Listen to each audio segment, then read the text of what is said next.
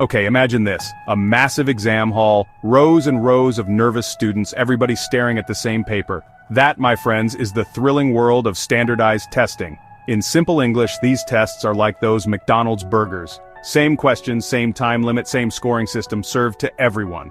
Why so serious, you ask? Well, the idea is to create a level playing field. By giving everyone the same test, we can supposedly compare their abilities fairly. A bit like judging a singing competition where everyone sings the same song. Sounds simple enough, right? But hold on, life is never that straightforward. Just like how you wouldn't judge a fish by its ability to climb a tree. Can a single test really tell us everything about a person's intelligence? That's what we're gonna unpack today, folks. So buckle up, and let's dive into the wild world of standardized testing. So, if these standardized tests are so standard, what are they actually trying to measure? Good question.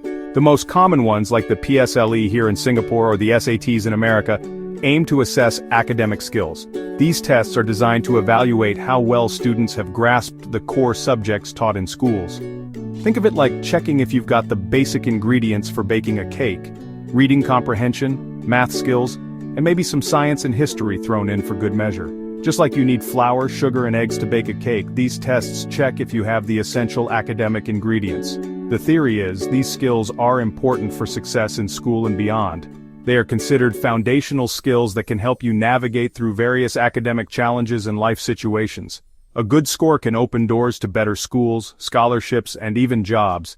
It can be a stepping stone to opportunities that might otherwise be out of reach. It's like a signal to the world, hey, this person knows their stuff. It's a way to showcase your academic prowess and potential. But here's the catch. Can we really boil down a person's intelligence to just these academic skills? Is it fair to judge someone's potential based solely on their ability to perform well on these tests? Are we missing out on other important qualities like creativity, street smarts, or the ability to make killer roti prata? These are skills that standardized tests don't measure, but are equally valuable in the real world.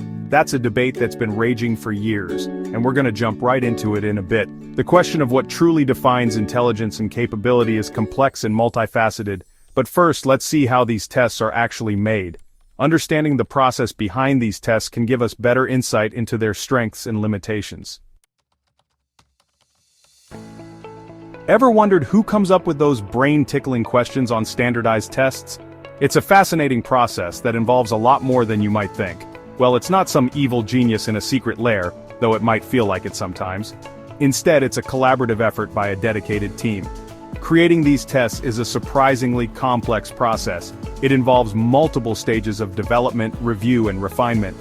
Teams of experts, including teachers, subject specialists, and psychometricians, fancy word for people who study how to measure psychological traits, work together to develop questions that are fair, reliable, and actually measure what they're supposed to. They spend countless hours ensuring each question meets rigorous standards. Think of it like baking a cake again. Told you I like cake. Just as a cake needs the right ingredients in the right proportions, a good test requires a careful balance of elements. You need the right ingredients in the right proportions for it to turn out right. This means selecting questions that cover a range of topics and difficulty levels. Similarly, test makers carefully select questions that cover different topics and difficulty levels, ensuring the test is balanced and unbiased. They aim to create a test that accurately reflects the knowledge and skills of all students. And then comes the scoring. This is where things get even more interesting. It's not just about counting right and wrong answers. Sophisticated statistical methods are used to ensure fairness and compare scores across different test dates and groups of students. These methods help to account for any variations and ensure that the scores are as accurate as possible. It's a whole science, really. The goal is to create a test that is fair and equitable for all students regardless of their background or circumstances. But even with all this effort, the question remains, can we really capture the complexity of human intelligence with a bunch of multiple-choice questions? Food for thought. It's a debate that continues to this day, and one that challenges educators and test makers alike. Standardized tests, they're everywhere. From the moment we step into a classroom, these tests become a part of our academic lives. Like that catchy jingle you can't get out of your head, standardized tests are persistent and omnipresent. From primary school to university applications, These tests play a big role in shaping our educational journeys. Remember the PSLE? It's a significant milestone. That's like the ultimate test of your primary school career, determining which secondary school you get into.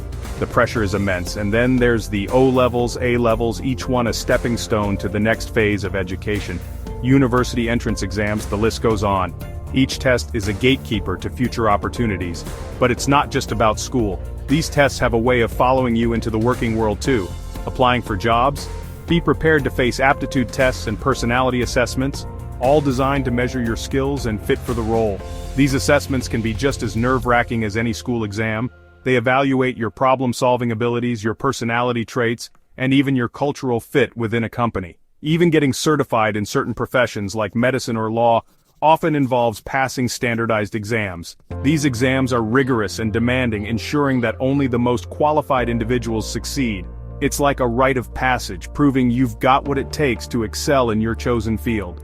The sense of accomplishment after passing these tests is immense, a testament to your hard work and dedication.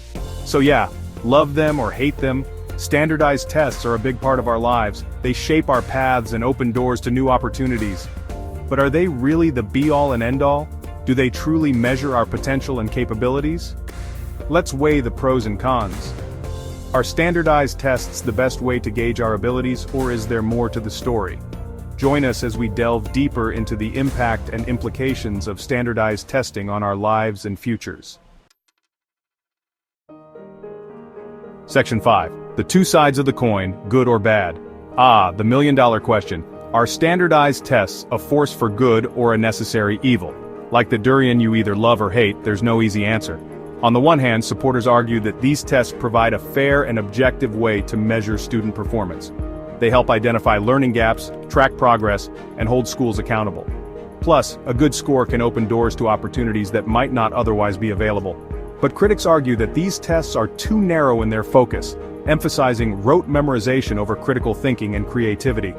They can create unnecessary pressure and anxiety, especially for students who don't test well. And some say these tests perpetuate inequality, favoring students from privileged backgrounds who have access to better resources. It's a classic case of two sides of the same coin. The truth, as always, probably lies somewhere in the middle. Section 6. Around the world. Different countries, different tests. Think Singapore is obsessed with standardized testing? Well, we're not alone. Turns out countries all over the world use these tests in different ways. Take Finland, often hailed as having one of the best education systems in the world. They use standardized tests sparingly, mainly to monitor the overall health of the system, not to rank or stream students. Then there's China, where the Gaokao, the National College Entrance Exam, is like the mother of all standardized tests. It's a high-stakes exam that can make or break a student's future, leading to intense competition and pressure. From the UK to Japan to the US, every country has its own approach to standardized testing. Some use it more, some less. But it's clear that these tests play a significant role in education systems around the globe. Section 7. So, can tests really tell us how smart we are?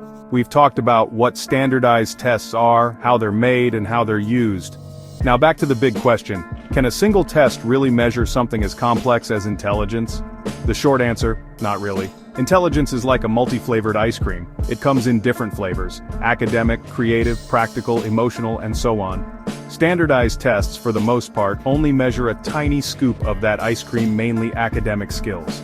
They might tell us how good you are at memorizing facts or solving equations, but they don't capture the full picture of your abilities, talents, and potential. Section 8. It's not just about the score. Here's the thing about standardized tests. They can be useful tools, but only if we don't treat them as the be-all and end-all. It's important to remember that a test score is just one data point, a snapshot in time. It doesn't define you, your worth, or your future. Instead of obsessing over scores, let's focus on creating a more holistic education system that values diverse talents and learning styles. Let's empower students to discover their passions, develop their skills, and reach their full potential both inside and outside the classroom. Section 9. The future of testing. What's next? So, what does the future hold for standardized testing? Will we still be taking bubble tests in the year 2050? Well, The world of testing is constantly evolving. With technology advancing faster than a rocket, we're seeing new and innovative ways to assess learning. Adaptive testing, for example, uses computer algorithms to adjust the difficulty level of questions based on the test taker's responses, providing a more personalized assessment. Game-based assessments are also gaining popularity, making the testing experience more engaging and interactive. Whether these new methods will replace traditional standardized tests remains to be seen. But one thing's for sure, the debate about how we measure intelligence and learning is far from over. And that's the T, folks.